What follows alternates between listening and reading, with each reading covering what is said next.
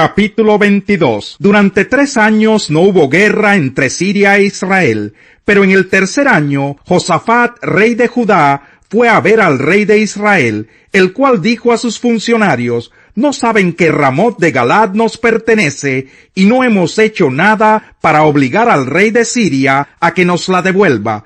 Así que le preguntó a Josafat: ¿Irías conmigo a pelear contra Ramot de Galaad? Josafat le respondió al rey de Israel: Estoy a tu disposición, lo mismo que mi pueblo y mis caballos, pero antes que nada, consultemos al Señor. Añadió: Así que el rey de Israel reunió a los profetas, que eran casi 400, y les preguntó: ¿Debo ir a la guerra contra Ramot de Galaad o no? Vaya, su majestad, contestaron ellos, porque el Señor la entregará en sus manos. Pero Josafat inquirió: ¿No hay aquí un profeta del Señor a quien podamos consultar? El rey de Israel le respondió: Todavía hay alguien por medio de quien podemos consultar al Señor, pero me cae muy mal porque nunca me profetiza nada bueno, solo me anuncia desastres. Se trata de Micaías, hijo de Imlá. No digas eso, replicó Josafat. Entonces el rey de Israel llamó a uno de sus funcionarios y le ordenó: Traigan de inmediato a Micaías, hijo de Imlá. El rey de Israel y Josafat, rey de Judá, vestidos con su ropaje real y sentados en sus respectivos tronos, estaban en la plaza a la entrada de Samaria, con todos los que profetizaban en presencia de ellos. Sedequías, hijo de Kenaná, que se había hecho unos cuernos de hierro, anunció: Así dice el Señor: Con estos cuernos atacarás a los sirios hasta aniquilarlos. Y los demás profetas vaticinaban lo mismo: Ataque su majestad a Ramot de Galaad y vencerá, porque el Señor la entregará en sus manos. Ahora bien, el mensajero que había ido a llamar a Micaías le advirtió: Mira, los demás profetas a una voz predicen el éxito del rey. Habla favorablemente para que tu mensaje concuerde con el de ellos. Pero Micaías repuso: Tan cierto como que vive el Señor, ten la seguridad de que yo le anunciaré al rey lo que el Señor me diga.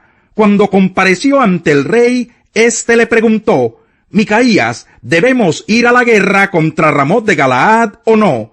Ataque su majestad, que vencerá, contestó él, porque el Señor la entregará en sus manos. El rey le reclamó: ¿Cuántas veces debo hacerte jurar que no me digas nada más que la verdad en el nombre del Señor?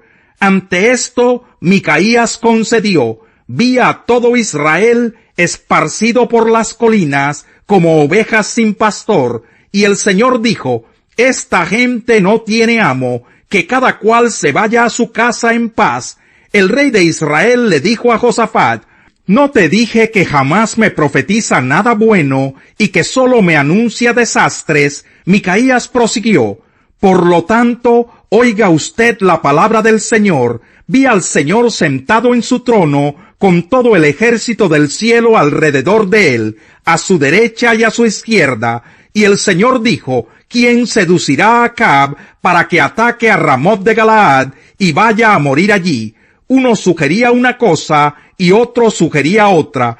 Por último, un espíritu se adelantó, se puso delante del Señor y dijo: Yo lo seduciré. ¿Por qué medios?, preguntó el Señor. Y aquel espíritu respondió: Saldré y seré un espíritu mentiroso en la boca de todos sus profetas. Entonces el Señor ordenó: Ve y hazlo así, que tendrás éxito en seducirlo. Así que ahora el Señor ha puesto un espíritu mentiroso en la boca de todos esos profetas de su majestad.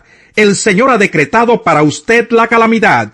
Al oír esto, Sedequías, hijo de Kenaná, se levantó y le dio una bofetada a Micaías. ¿Por dónde se fue el espíritu del Señor cuando salió de mí para hablarte?, le preguntó. Micaías contestó: Lo sabrás el día en que andes de escondite en escondite. Entonces el rey de Israel ordenó: Tomen a Micaías y llévenselo a Amón, el gobernador de la ciudad, y a Joás mi hijo. Díganles que les ordeno echar en la cárcel a ese tipo y no darle más que pan y agua, hasta que yo regrese sin contratiempos.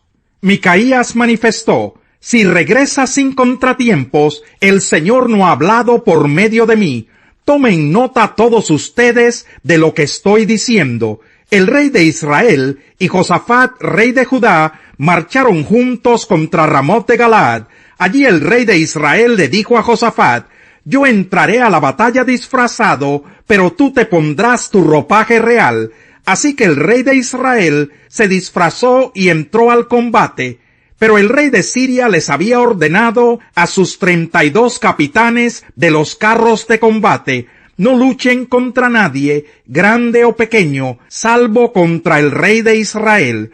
Cuando los capitanes de los carros vieron a Josafat, pensaron: sin duda este es el rey de Israel. Así que se volvieron para atacarlo, pero Josafat gritó. Entonces los capitanes de los carros vieron que no era el rey de Israel y dejaron de perseguirlo. Sin embargo, alguien disparó su arco al azar e hirió al rey de Israel entre las piezas de su armadura.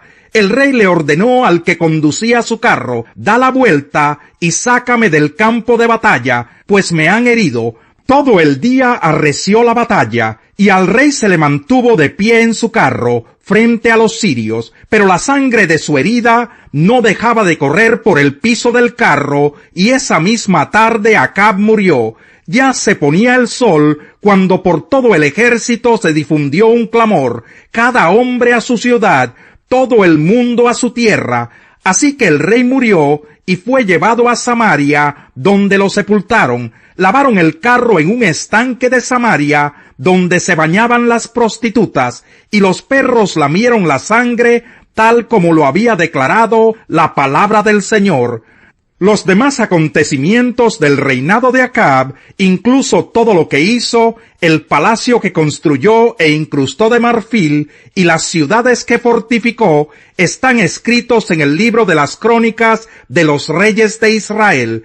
Acab murió, y su hijo Ocosías lo sucedió en el trono. Josafat, hijo de Asá, ascendió al trono de Judá en el 4º año de Acab, rey de Israel.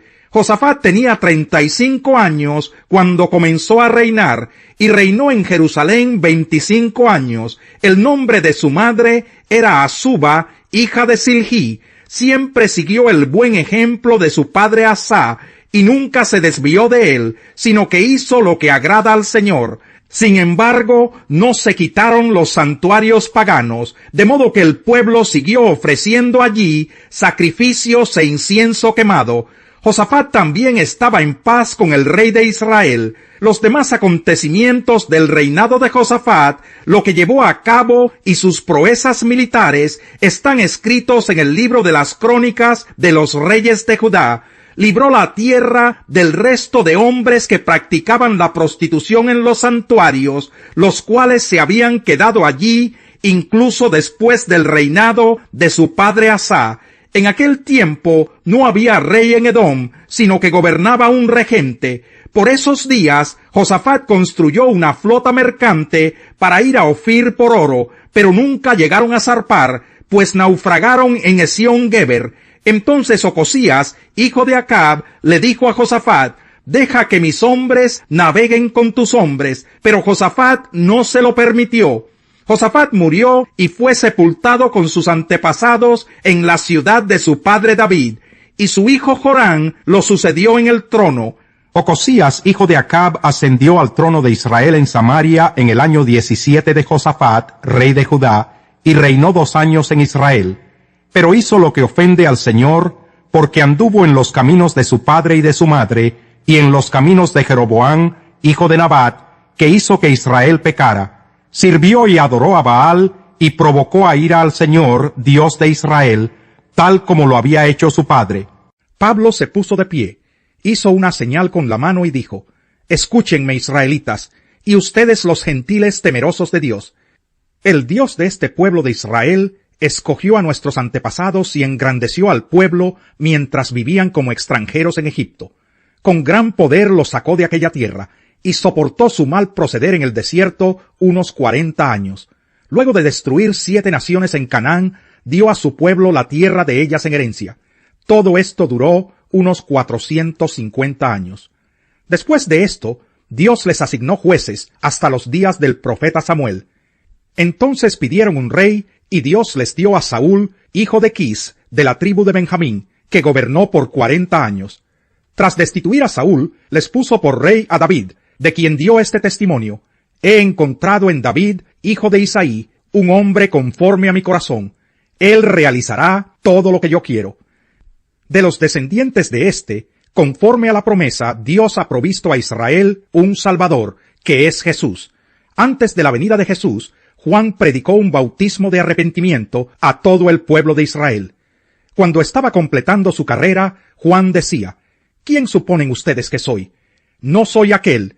Miren, después de mí viene uno a quien no soy digno ni siquiera de desatarle las sandalias.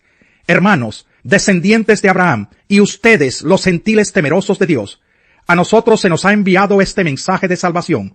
Los habitantes de Jerusalén y sus gobernantes no reconocieron a Jesús. Por tanto, al condenarlo, cumplieron las palabras de los profetas que se leen todos los sábados. Aunque no encontraron ninguna causa digna de muerte, le pidieron a Pilato que lo mandara a ejecutar. Después de llevar a cabo todas las cosas que estaban escritas acerca de él, lo bajaron del madero y lo sepultaron. Pero Dios lo levantó de entre los muertos.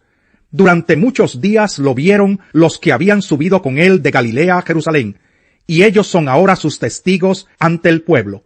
Nosotros les anunciamos a ustedes las buenas nuevas respecto a la promesa hecha a nuestros antepasados. Dios nos la ha cumplido plenamente a nosotros, los descendientes de ellos, al resucitar a Jesús. Como está escrito en el 2º Salmo: tú eres mi hijo, hoy mismo te he engendrado. Dios lo resucitó para que no volviera jamás a la corrupción. Así se cumplieron estas palabras: yo les daré las bendiciones santas y seguras prometidas a David. Por eso dice en otro pasaje: no permitirás que el fin de tu santo sea la corrupción. Ciertamente, David, después de servir a su propia generación, conforme al propósito de Dios, murió, fue sepultado con sus antepasados, y su cuerpo sufrió la corrupción. Pero aquel a quien Dios resucitó, no sufrió la corrupción de su cuerpo. Por tanto, hermanos, sepan que por medio de Jesús se les anuncia a ustedes el perdón de los pecados. Ustedes no pudieron ser justificados de esos pecados por la ley de Moisés, pero todo el que cree es justificado por medio de Jesús. Tengan cuidado, no sea que les suceda lo que han dicho los profetas: miren, burlones, asómbrense y desaparezcan. Estoy por hacer en estos días una obra que ustedes nunca creerán, aunque alguien se la explique. Salmo 138.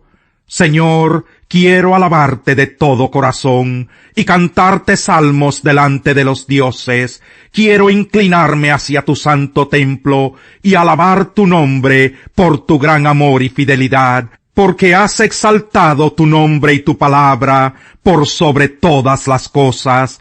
Cuando te llamé me respondiste, me infundiste ánimo y renovaste mis fuerzas. Oh Señor, todos los reyes de la tierra te alabarán al escuchar tus palabras, celebrarán con cánticos tus caminos, porque tu gloria, Señor, es grande. El Señor es excelso, pero toma en cuenta a los humildes y mira de lejos a los orgullosos.